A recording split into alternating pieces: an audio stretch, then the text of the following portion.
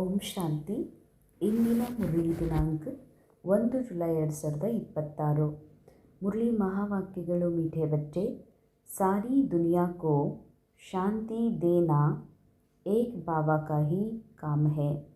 ಇಡೀ ಜಗತ್ತಿಗೆ ಶಾಂತಿ ಕೊಡುವುದು ಒಬ್ಬ ತಂದೆಯ ಕಾರ್ಯವೇ ಆಗಿದೆ. ಇಸ್ಲಿಯೇ ಕಹತೆ ಹೈ, ಹೇ ಶಾಂತಿ ದೇವಾ, तो प्राइज़ भी बाबा को हो मिलनी चाहिए. ಅದಕ್ಕಾಗಿ ಹೇಳಲಾಗ್ತದೆ ಹೇ ಶಾಂತಿ ದೇವ ಅಂತ.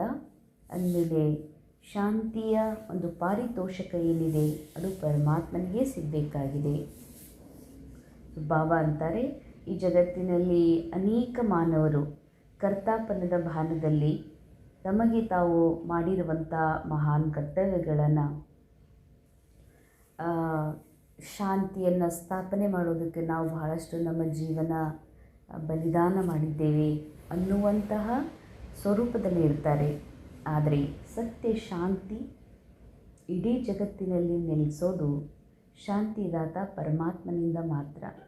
ಎಲ್ಲಿವರೆಗೆ ಅವರು ನಮಗೆ ನಮ್ಮ ಸತ್ಯ ಸ್ವರೂಪದ ಬಗ್ಗೆ ತಿಳಿಸೋದಿಲ್ವೋ, ಎಲ್ಲಿವರೆಗೆ ರಾಜಯೋಗದ ಟೆಕ್ನಿಕ್ಸನ್ನು ಹೇಳೋದಿಲ್ವೋ, ಎಲ್ಲಿವರೆಗೆ ಈ ಡ್ರಾಮಾದ ಬಗ್ಗೆ ಪರಿಯಾಗುವ ನಾಲೆಜ್ ಸಿಗೋದಿಲ್ವೋ, ಅಲ್ಲಿವರೆಗೆ ಮನಸ್ಸು ಶಾಂತಗೊಳಿಸಲು ಸಾಧ್ಯವೇ ಇಲ್ಲ. ಅಂದಮೇಲೆ ಸ್ವಯಂ ಪರಮಾತ್ಮನೇ ಬಂದು ಈ ವಿಶ್ವದಲ್ಲಿ ಶಾಂತಿಯ ಸ್ಥಾಪನೆಯನ್ನು ಮಾಡ್ತಾರೆ. ಅಂದಮೇಲೆ ಶಾಂತಿ ಪಾರಿತೋಷಕವೂ ಕೂಡ ಪರಮಾತ್ಮ ತಂದೆಗೆ ಸಲ್ಲುವಂಥದ್ದಾಗಿದೆ. ಹಾಗೆ ನೋಡಿದರೆ ಬಾಬಾ ಹೇಳ್ತಾರೆ, ನನಗೆ ಯಾವುದೇ ಪಾರಿತೋಷಕದ ಅವಶ್ಯಕತೆ ಇಲ್ಲ. ಆದರೆ ಮನುಷ್ಯರು ಶಾಂತಿ ಸ್ಥಾಪನೆ ಮಾಡದೇ ಇದ್ದರೂ ಕೂಡ ಶಾಂತಿ ಪುರಸ್ಕಾರಗಳನ್ನು ಪಡಿತಾ ಇರ್ತಾರೆ ಅಂತ. ಪ್ರಶ್ನೆ, ಕೌನ್ ಸೆ ಬಚ್ಚೆ ಬಾಬಾ ಕೋ ಪೂರಾ ಫಾಲೋ ಕರ್ ಸಕ್ತೆ ಹೇ. ಯಾವ ಮಕ್ಕಳು ತಂದೆಯನ್ನು ಪೂರ್ಣವಾಗಿ ಫಾಲೋ ಮಾಡೋದಕ್ಕೆ ಸಾಧ್ಯವಿದೆ? ಯಾಕಂದರೆ ಈ ಸಮಯದಲ್ಲಿ ಮನಸ್ಸು ಯಾರನ್ನು ಫಾಲೋ ಮಾಡ್ತದೋ ಅವ್ರ ಹಾಗೇ ಆಗ್ತದೆ. ಈ ಮನಸ್ಸು ಮಾನವರನ್ನು, ಈ ಪ್ರಪಂಚವನ್ನು ಫಾಲೋ ಮಾಡ್ತಾ ಹೋದರೆ ಈ ಪ್ರಪಂಚದ ಹಾಗೆ ಆಗ್ತದೆ, ಮಾನವರ ಹಾಗೆ ಆಗ್ತದೆ. ಮಾನವರಂಗೆ ಆಗೋದು ಅಂತಂದರೆ ಮಾನವರೇನು ಇವತ್ತು ಆಂತರಿಕವಾಗಿ ಅಶಾಂತಿ ಇದ್ದಾರೆ, ದುಃಖಿ ಇದ್ದಾರೆ, ಪರೇಶಾನಿ ಅನುಭವ ಮಾಡ್ತಿದ್ದಾರೆ, ಖಾಲಿಪನದ ಅನುಭವ ಮಾಡ್ತಿದ್ದಾರೆ. ಅದಕ್ಕಾಗಿ ಬಾಬಾ ಹೇಳ್ತಾರೆ, ಬಾಬಾನೇ ಪೂರಾ ಫಾಲೋ ಮಾಡಿರಿ. ಆದರೆ ಎಂಥ ಮಕ್ಕಳು ಮಾಡೋಕ್ಕೆ ಸಾಧ್ಯ ಅಂತ. ಉತ್ತರ, जो बाप के समान पावन बनते हैं वही पूरा ಫಾಲೋ कर सकते हैं. ಯಾರು ತಂದೆಯ ಸಮಾನ ಪಾವನ ಆಗ್ತಾರೆ ಅವರೇ ತಂದೆಯನ್ನು ಪೂರಾ ಫಾಲೋ ಮಾಡ್ತಾರೆ. ತಂದೆಯ ಸಮಾನ ಪಾವನ ಆಗೋದು ಅಂತಂದರೆ ಕೇವಲ ಬ್ರಹ್ಮಚರ್ಯ ಪಾಲಿಸ್ತಾ ಇದ್ದೀನಿ ಅನ್ನುವಂಥ ಮಾತಲ್ಲ. ಕೇವಲ ನಾನು ಈಶ್ವರಿಯ ಕೆಲವು ನಿಯಮಗಳನ್ನು ಪಾಲಿಸ್ತಿದ್ದೀನಿ ಅಲ್ಲ. ಮೂಲ ಮಾತೇನಿದೆ, ಸರ್ವರೊಳಗೂ ಆತ್ಮಿಕ ಭಾವದಿಂದ ನೋಡುವ, ಸರ್ವರನ್ನು ಸಮದೃಷ್ಟಿಯಿಂದ ನಿರಾಕಾರಿ ಅವರ ಸತ್ಯದಲ್ಲಿ ನೋಡೋದೇ ನಿಜವಾದ ತಂದೆಯ ಸಮಾನ ಪಾವನರಾಗೋದು. ಯಾಕೆಂದರೆ ಬಾಬಾ ಈ ನಾಟಕದಲ್ಲಿ ವಿಭಿನ್ನ ಪಾತ್ರಗಳನ್ನು ಅಭಿನಯ ಮಾಡುವಂತಹ ಆ ಪಾತ್ರಗಳನ್ನು ನೋಡೋದಿಲ್ಲ. ಬಾಬಾ ಕೇವಲ ಒಳಗಡೆ ಇರುವ ತನ್ನ ಸಮಾನಾಗಿರುವ ಅವಿನಾಶಿ ಮಕ್ಕಳನ್ನು ನೋಡ್ತಾರೆ. ಸೆಕೆಂಡ್ ಪಾಯಿಂಟ್, ಜೋ ಪಕ್ಕೆ ಆಶಿಕ್ ಬನೆ ವಹಿ ಮುಜ್ ಮಾಶಿಕ್ ಕೋ ಫಾಲೋ ಕರ್ ಸಕೆ. ಯಾರು ಪಕ್ಕ ಪ್ರಿಯತಮೆಯರಾಗಿದ್ದಾರೆ ಅವರೇ ಪಿತಾ ಪರಮಾತ್ಮನನ್ನು ಫಾಲೋ ಮಾಡೋದಕ್ಕೆ ಸಾಧ್ಯವಿದೆ. ಪ್ರಿಯತಮ ಅಂತಂದರೆ ಈ ದೇಹವೂ ನಾನಲ್ಲ, ಶರೀರವೂ ನಾನಲ್ಲ, ಈ ಶರೀರದ ಪದಾರ್ಥಗಳು ನನ್ನದಲ್ಲ. ಕೇವಲ ನಾನು ಆತ್ಮ ಆಗಿರೋದು ಬಿಟ್ಟರೆ, ಪೂರ್ಣ ಆತ್ಮ ಒಂದು ಬಿಟ್ಟರೆ ಮತ್ತೊಂದು ಏನೂ ಅಲ್ಲ, ನಂದಲ್ಲ. ಈ ಒಂದು ಮೂಲ ಸ್ಥಿತಿಯಲ್ಲಿ, ಮೂಲ ಸ್ವರೂಪದಲ್ಲಿ ಸ್ಥಿತ ಆಗೋದೇ ಪ್ರಿಯತಮೆ ಆಗೋದು. ಯಾರ ಪ್ರಿಯತಮೆ? ಪ್ರಿಯತಮ ಪರಮಾತ್ಮನ ಪ್ರಿಯತಮೆ. ಸೊ ಅಂಥವರೇ ತಂದೆಯನ್ನು ಪೂರ್ಣ ಫಾಲೋ ಮಾಡೋದಕ್ಕೆ ಸಾಧ್ಯ. ऐसे आशिकों को ही मैं साथ ले जाता हूँ, इसलिए शास्त्रों में दिखाते गऊ का पूंछ पकड़ने से पार हो जाएंगे. अब यहाँ गऊ की या पूंछ की तो बात ही नहीं है. ಶಾಸ್ತ್ರದಲ್ಲಿ ಹೇಳಲಾಗಿದೆ, ಆಕಳ ಒಂದು ಬಾಲ ಹಿಡಿದವರೆಲ್ಲರೂ ಸ್ವರ್ಗಕ್ಕೆ ಪಾರಾಗಿ ಹೋದರು ಅಂತ. ಆ ಥರದ ಮಾತಿಲ್ಲ ಇಲ್ಲಿ. ಯಾರೋ ಯಾರನ್ನು ನಾವು ಬ್ರಹ್ಮ ಬಾಬಾರವರನ್ನು ನೆನಪು ಮಾಡ್ತೀವಿ ಅಥವಾ ಬ್ರಹ್ಮ ಬಾಬಾ ಅಂತೀವಿ ಅನ್ನೋದರಿಂದ ನಾವು ಸದ್ಗತಿಯನ್ನು ಹೊಂದಲಿಕ್ಕೆ ಸಾಧ್ಯವಿಲ್ಲ. ಅಂದಮೇಲೆ ಯಾವುದೇ ಒಬ್ಬ ಗುರು, ಇಲ್ಲಿರುವಂಥ ಯಾವುದೇ ಬಾಬಾರವರ ಮಕ್ಕಳನ್ನು ನಾನು ಅವ್ರನ್ನ ಫಾಲೋ ಮಾಡ್ತೀನಿ ಅಂತಂದ್ರೆ ಸಾಧ್ಯ ಇಲ್ಲ. ನಾ ಶಿವಬಾಬಾ ಯಾರು ನಿರಾಕಾರ ಇದ್ದಾರೆ, ಯಾರು ಪರಮ ಸತ್ಯ ಇದ್ದಾರೆ, ಅವರ ಮಾತನ್ನು ಪಾಲಿಸೋದ್ರಿಂದ, ಧರಿಸೋದ್ರಿಂದ ಮಾತ್ರ ಅವರ ಹಾಗೆ ಅವರು ಸಮಾನ ಆಗೋಕ್ಕೆ ಸಾಧ್ಯತೆ ಹೊರತು ಬೇರೆ ಅನ್ಯರನ್ನು ನಾನು ಫಾಲೋ ಮಾಡ್ತೀನಿ ಅಂತಂದ್ರೆ ಆ ಅನ್ಯರ ಹಾಗೆ ಆಗ್ಬೋದು, ನಾನು ಶಿವತಂದೆಯ ಸಮಾನ ಆಗೋಕ್ಕೆ ಸಾಧ್ಯ ಇಲ್ಲ. ಅದಕ್ಕಾಗಿ ಬಾಬಾ ಹೇಳ್ತಾರೆ, ಅಂಥವರನ್ನೇ ನಾನು ಜೊತೆಯಲ್ಲಿ ಕರ್ಕೊಂಡು ಹೋಗ್ತೀನಿ. ಜೊತೆಯಲ್ಲಿ ಕರ್ಕೊಂಡು ಹೋಗೋದು ಅಂದರೆ ಜೊತೆ ಅಂದರೆ ಸಮಾನ, ಜೊತೆ ಅರ್ಥಾತ್ ಪರಮಾತ್ಮನ ಒಂದು ಸತ್ಯ ಸ್ವರೂಪದಂತೆ ಆಗೋದು. ಜೊತೆಯಲ್ಲಿ ಕರ್ಕೊಂಡು ಹೋಗೋದು ಅಂತಂದರೆ ಯಾವ ಮನಸ್ಸು ಅಗಲಿದೆ, ಅದು ಪರೇಶಾನಾಗಿದೆ, ಅದು ಅನ್ಯ ಮತದಲ್ಲಿ, ಪರಮತದಲ್ಲಿ, ರಾವಣನ ಮತದಲ್ಲಿ ಸಿಲುಕಿಕೊಂಡಿದೆ, ಆ ಮನಸ್ಸು ವಾಪಸ್ ಮರಳಿ ಮೂಲ ಸ್ಥಿತಿಗೆ ಬರುವುದು. ಈ ರೀತಿ ಯಾವಾಗ ಸಾಧ್ಯ ಅಂತಂದರೆ ಯಾವಾಗ ನೀವು ತಂದೆಯ ಸಮಾನ ಪಾವನರಾಗ್ತೀರಿ, ಸತ್ಯ ಪ್ರಿಯತಮೇರಾಗ್ತೀರಿ, ಆವಾಗಲೇ ತಂದೆಯ ಪೂರ್ಣ ಫಾಲೋ ಮಾಡೋದಕ್ಕೆ ಸಾಧ್ಯ. धारणेಗಾಗಿ मुख्य सार, बाबा से स्वर्ग का वर्षा लेने के लिए मैं आत्मा भाई भाई हूँ, ये पक्का करना है. ಬಾಬನ್ ಆಸ್ತಿ ಪೂರ್ಣ ತಗೋಬೇಕು ಅಂದರೆ ನಾ ಆತ್ಮ ಭಾಯಿ ಭಾಯಿ ಎನ್ನುವಂಥ ಪಾಠವನ್ನು ಪಕ್ಕಾ ಆಗಿರಬೇಕು. ಅಂಡರ್ಲೈನ್. ಬಾಬನ್ ಆಸ್ತಿಯಾಗಿದೆ. ಈ ಸಂಗಮ ಯುಗದಲ್ಲಿ ಸತ್ಯ ನಾಲೆಡ್ಜ್ನ ಮೂಲಕವೇ ನಾನು ಸ್ವರಾಜ್ಯಾಧಿಕಾರಿ ಆಗ್ತೀನಿ, ನಾನು ವಿಶ್ವರಾಜ್ಯಾಧಿಕಾರಿ ಆಗ್ತೀನಿ. ನಾನು ಏನೆಲ್ಲ ಇದೆ ಬಾಪ್ ಸಮಾನ ಆಗುವಂಥದ್ದು ಕೂಡ ಬಾಬನ್ ನಾಲೆಡ್ಜಿಂದ. ಈ ಸಂಗಮ ಯುಗದ ಬಾಬನ ಆಸ್ತಿ ಯಾವುದು ಅಂತಂದರೆ, ಸ್ವರ್ಗದ ಆಸ್ತಿ ಅಂತಂದರೆ ಬಾಬಾರವರ ನಾಲೆಡ್ಜನ್ನು ಪೂರ್ಣವಾಗಿ ನನ್ನಲ್ಲಿ ಅರಗಿಸಿಕೊಳ್ಳೋದು. ಇದಕ್ಕಾಗಿ ನಾನು ಆತ್ಮ ಹಾಗೂ ಉಳಿದ ಎಲ್ಲರೂ ಆತ್ಮ ಭಾಯಿ ಅನ್ನುವ ಪಾಠ ಪಕ್ಕ ಮಾಡಿಕೊಡ್ರಿ. ಯಾಕೆಂದರೆ ನನ್ನ ಮೊಮ್ಮಗಳು, ನನ್ನ ಮೊಮ್ಮಗ, ಮಗ ಅನ್ನುವ ಪ್ರೇಮ, ಮಗ ಅನ್ನುವ ಮೋಹ, ಮಗಳು ಅನ್ನುವ ನನ್ನ ಪತಿ, ನನ್ನ ಸಂಸಾರ ಅನ್ನುವಂಥ, ನನ್ನ ಸೆಂಟರ್, ನನ್ನ ಸ್ಟೂಡೆಂಟ್ ಅನ್ನುವಂಥ ಮೋಹ ಬಹಳಷ್ಟಿದೆ.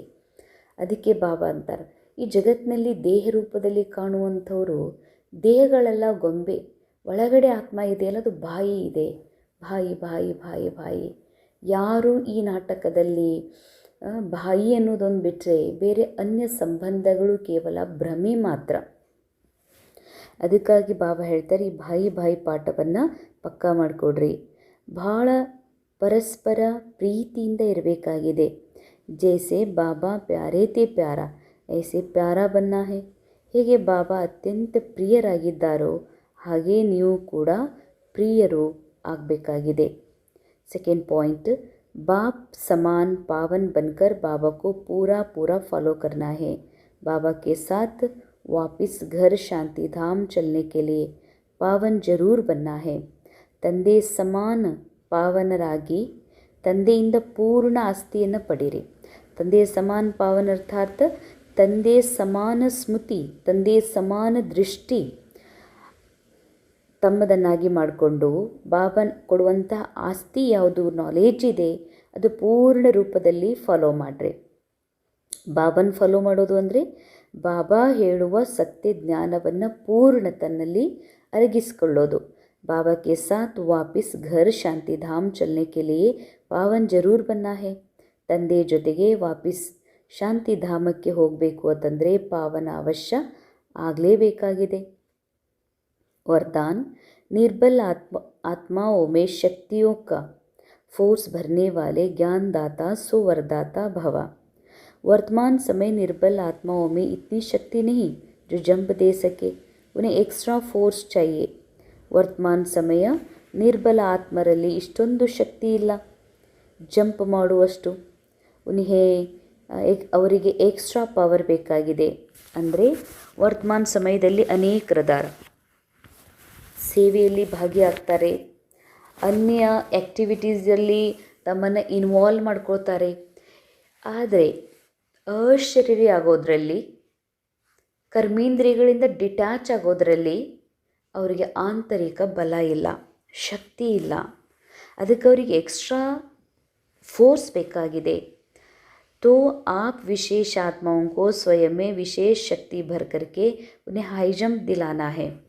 ತಾವು ವಿಶೇಷ ಆತ್ಮರು ಸ್ವಯಂನಲ್ಲಿ ವಿಶೇಷ ಶಕ್ತಿಯನ್ನು ತುಂಬಿಕೊಂಡು ಅವರಿಗೆ ಹೈ ಜಂಪ್ ಮಾಡಿಸಬೇಕಾಗಿದೆ. इसके लिए ज्ञानदाता के साथ साथ शक्तियों के वरदाता बनो. ಜ್ಞಾನದ ದಾತ, ಜ್ಞಾನ ಹಂಚುವುದರ ಜೊತೆಯಲ್ಲಿ ಶಕ್ತಿಗಳ वरदाता आग्री ಅಂತ ಹೇಳ್ತಾರೆ बाबा. रचता का प्रभाव रचना पर पड़ता है, इसलिए वरदानी बनकर अपनी रचना को सर्वशक्तियों का वरदान दो. ರಚಯಿತ ಅಂದರೆ ನನ್ನ ಮನಸ್ಸಿನಿಂದ ಕ್ರಿಯೇಟ್ ಆದಂಥ ಈ ಸೃಷ್ಟಿಯಲ್ಲಿ ಏನೆಲ್ಲ ಕಾಣ್ತಾ ಇದೆಯೋ ಇದೆಲ್ಲ ನನ್ನ ರಚಯಿತನ ಪ್ರಭಾವ ರಚನೆಯ ಮೇಲೆ ಬೀಳೋದ್ರಿಂದ ನೀವು ವರದಾನಿಯಾಗಿ ತಮ್ಮ ರಚನೆಗಳಿಗೆ ಸರ್ವಶಕ್ತಿಗಳ ವರದಾನ ಕೊಡ್ರಿ. ಅಭಿ ಇಸಿ ಸರ್ವಿಸ್ಗೆ ಅವಶ್ಯಕತೆ ಹೈ. ಈಗ ಇಂತಹ ಸೇವೆಯ ಅವಶ್ಯಕತೆ ಇದೆ. ಯಾವ ಸೇವೆ? ಸ್ವಯಂ ಡಿಟ್ಯಾಚ್ ಆಗುವ ಶಕ್ತಿ, ಇನ್ನೊಬ್ಬರನ್ನು ಕೂಡ ಅವರ ದೇಹಭಾನದಿಂದ ಡಿಟ್ಯಾಚ್ ಮಾಡುವಂತಹ, ಅವರ ಬಂಧನಗಳಿಂದ ಮುಕ್ತ ಸ್ಥಿತಿ ಅನುಭವ ಮಾಡುವಂಥದ್ದು ಸೇವೆಯನ್ನು ಮಾಡಿಸುವ ಅವಶ್ಯಕತೆ ಇದೆ.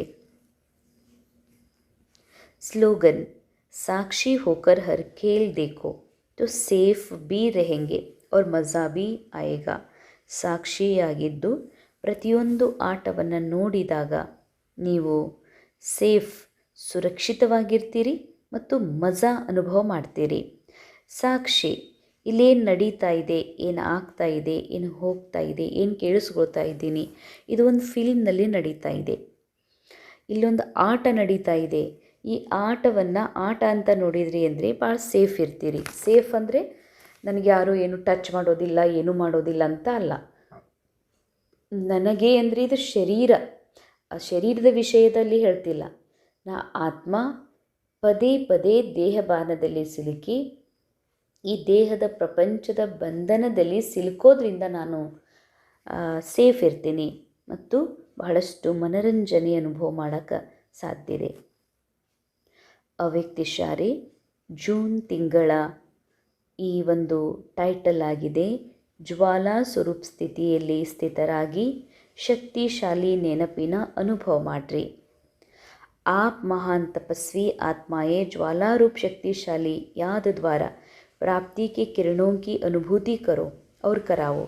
ತಾವು ಮಹಾನ್ ತಪಸ್ವಿ ಮಕ್ಕಳು ಜ್ವಾಲಾ ರೂಪದ ಶಕ್ತಿಶಾಲಿ ನೆನಪಿನ ಮೂಲಕ ಪ್ರಾಪ್ತಿಯ ಕಿರಣಗಳನ್ನು ಅನುಭೂತಿ ಮಾಡ್ರಿ ಮತ್ತು ಮಾಡಿಸ್ರಿ. ತಮ್ಮ ತಪಸ್ವಿ ಸ್ವರೂಪ ಇನ್ನೊಬ್ಬರಿಗೆ ಕೊಡುವಂತಹ ಸ್ವರೂಪ ಆಗಿದೆ. ನಿಮ್ಮ ತಪಸ್ವಿ ಸ್ವರೂಪ ಇನ್ನೊಬ್ಬರಿಗೂ ಕೂಡ ಶಕ್ತಿ ಕೊಡುವಂತಹ, ಇನ್ನೊಬ್ಬರಿಗೆ ಮುಕ್ತಿ ಕೊಡುವಂಥ ಸ್ವರೂಪ ಆಗಿದೆ. ಹೇಗೆ ಸೂರ್ಯ ವಿಶ್ವಕ್ಕೆ ಬೆಳಕನ್ನು ಕೊಡ್ತಾನೋ, ಹಾಗೆ ವಿನಾಶಿ ಪ್ರಾಪ್ತಿಗಳ ಅನುಭೂತಿಯನ್ನು ಮಾಡಿಸ್ತಾನೋ, ಅದೇ ರೀತಿಯಾಗಿ ತಾವು ಕೂಡ ತಮ್ಮ ತಪಸ್ಸಿನ ಸ್ವರೂಪದ ಮೂಲಕ, ಅರ್ಥಾತ್ ತಮ್ಮ ನಿರಾಕಾರಿ ಸತ್ಯದ ಸ್ಥಿತಿಯಲ್ಲಿ ಸ್ಥಿತಾಗಿ ಶಾಂತಿ ಹಾಗೂ ಶಕ್ತಿಯ ಕಿರಣಗಳನ್ನು ಕೊಡ್ತಾ ನಡೀರಿ. ಇಂದಿನ ಮುರಳಿಯ ಮಹಾವಾಕ್ಯ: ಇಡೀ ಜಗತ್ತಿಗೆ ಶಾಂತಿ ಕೊಡುವಂಥವರು ಒಬ್ಬ ಪರಮಾತ್ಮ ತಂದೆ ಮಾತ್ರ. ಇದು ಅವರ ಕೆಲಸವೇ ಆಗಿದೆ.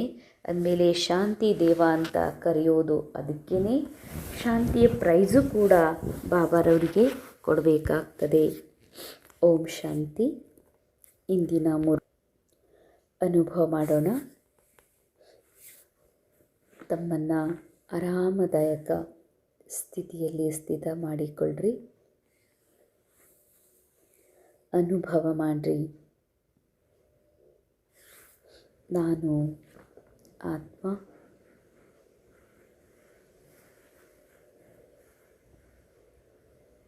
ಈ ಶರೀರದ ಆಟವನ್ನು ಸಾಕ್ಷಿಯಾಗಿ ನೋಡುತ್ತಿರುವೆನು. ಸಾಕ್ಷಿ ಅರ್ಥಾತ್ ಈ ನಾಟಕದಲ್ಲಿ ಯಾವುದು ಚಲನೆಯ ರೂಪದಲ್ಲಿ ಕಾಣಿಸುತ್ತಿದೆ, ಒಂದು ದೃಶ್ಯದ ನಂತರ ಇನ್ನೊಂದು ದೃಶ್ಯ, ಒಂದು ಪರಿಸ್ಥಿತಿಯ ನಂತರ ಇನ್ನೊಂದು ಪರಿಸ್ಥಿತಿ, ಇವೆಲ್ಲವೂ ಮಾಡಲ್ಪಟ್ಟಂತಹ ನಾಟಕದ ದೃಶ್ಯಗಳು ಮಾತ್ರ.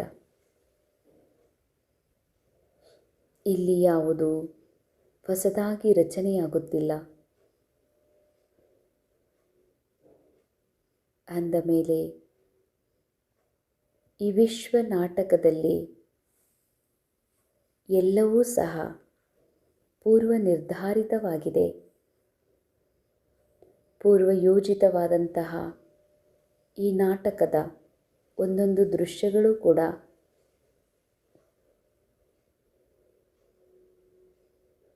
ಅಸತ್ಯವಾಗಿವೆ, ನೋಡಲು ಭಯಾನಕ ಹಾಗೂ ಚಿಂತಾಜನಕವಾಗಿವೆ. ಆದರೆ ಪರಮಜ್ಞಾನಿಗೆ ಈ ಎಲ್ಲ ದೃಶ್ಯಗಳು ಒಂದು ಮನರಂಜನೆ, ಒಂದು ಆಟ ಮಾತ್ರ. ಯಾಕೆಂದರೆ ಪರಮಜ್ಞಾನಿಯು ಈ ಸತ್ಯವನ್ನು ಅರಿತಿರುವನು. ಇದು ನಾಟಕವಾಗಿದೆ. ಇಲ್ಲಿ ಏನೆಲ್ಲ ಕಾಣುತ್ತಿದೆ, ನಾಟಕದ ಒಂದೊಂದು ದೃಶ್ಯಗಳು. ನಾಟಕವೂ ಸಹ ಮೊದಲೇ ಪ್ರೀ ರೆಕಾರ್ಡೆಡ್ ಇದೆ. ಇಲ್ಲಿ ಯಾವುದೂ ಹೊಸದಾಗಿ ನಿರ್ಮಾಣವಾಗುತ್ತಿಲ್ಲ. ಯಾವುದರೇ ವಿಪರೀತವಿಲ್ಲ. ಇಲ್ಲಿ ನಡೆಯುತ್ತಿರುವುದು, ಇಲ್ಲಿ ಕಾಣುತ್ತಿರುವುದು ಎಲ್ಲವೂ ಸಹ ಪೂರ್ವನಿಯೋಜಿತ ಡ್ರಾಮಾ ಆಗಿದೆ.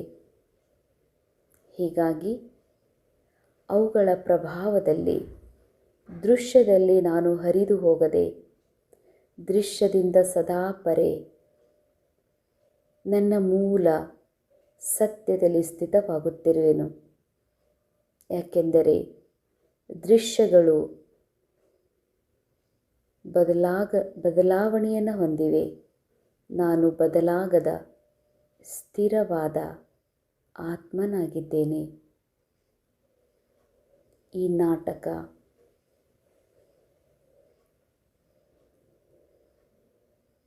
ಚಲಿಸುತ್ತಿದೆ. ನಾನು ಅಡೋಲವಾಗಿದ್ದೇನೆ. ನನ್ನ ಸ್ಥಿತಿಯು, ನನ್ನ ಸ್ಮೃತಿಯು ನನ್ನನ್ನು ಪರಮಾತ್ಮ ತಂದೆಯ ಸಮಾನ ಹಾಗೂ ಸ್ಥಿರವಾಗಿರಿಸುತ್ತಿವೆ. ಓಂ ಶಾಂತಿ, ಓಂ ಶಾಂತಿ.